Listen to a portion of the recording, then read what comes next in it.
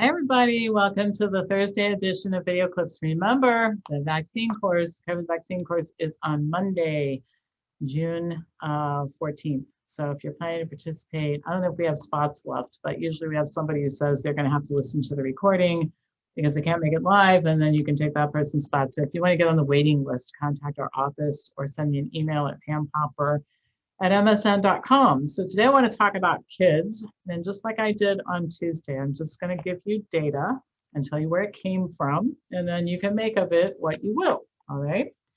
So since the COVID debacle began, I think there's no question that our children have suffered an awful lot, perhaps disproportionately more than adults, mainly because they just don't have the emotional bandwidth to deal with what's going on the same way that we do. I mean, adults are pretty sideways. So you can just imagine what all this looks like to an 8-year-old or a 10 or a 15-year-old who, particularly adolescents, are known for having difficulty in life when nothing else is going on, right? Except for adolescents.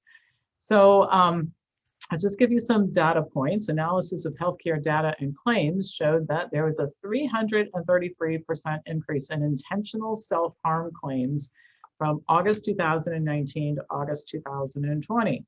And that was adolescents aged 12 to 18. And then in that same age group, there were significant increases for claims for overdoses, obsessive compulsive disorder, depression, and anxiety. All right.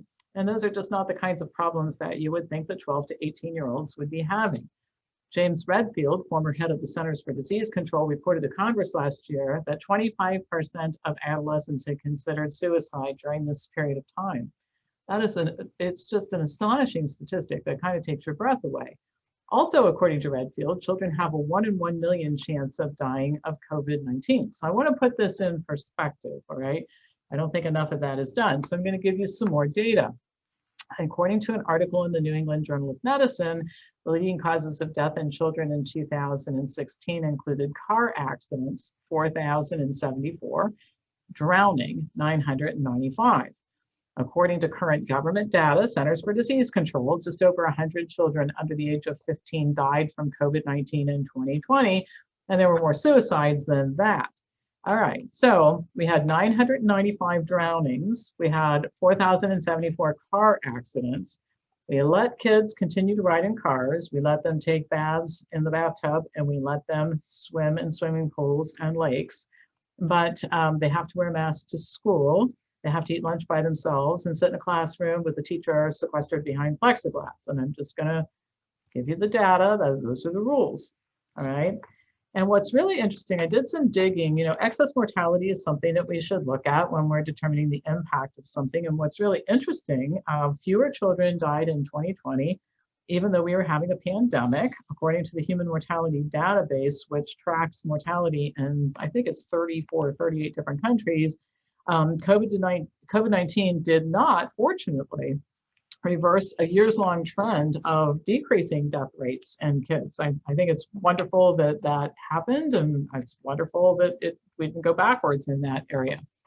Between January and mid-November 2020, fewer children died in the US than the average of 3 years prior, about 9% less. And I want to put this in perspective. This is during a period of time, a significant period of time, when kids did not have access to pediatricians and regular checkups, and also the opportunity to get their shots as recommended by the Centers for Disease Control, the Academy of Pediatrics, and many, many others. So here's what I'm getting to. The rules for the next school year haven't been set. As I mentioned on Tuesday, you get a lot of this, we haven't decided. A few have said what they're going to do. But a lot of them are saying, well, we don't know, and we're waiting for the Centers for Disease Control to tell us what to do and guidance and that sort of thing.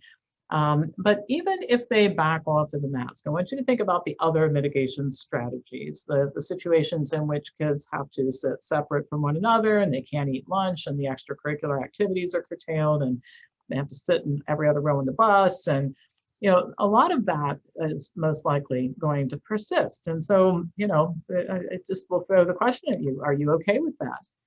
What do you think of that? Had enough? Want to do something about it?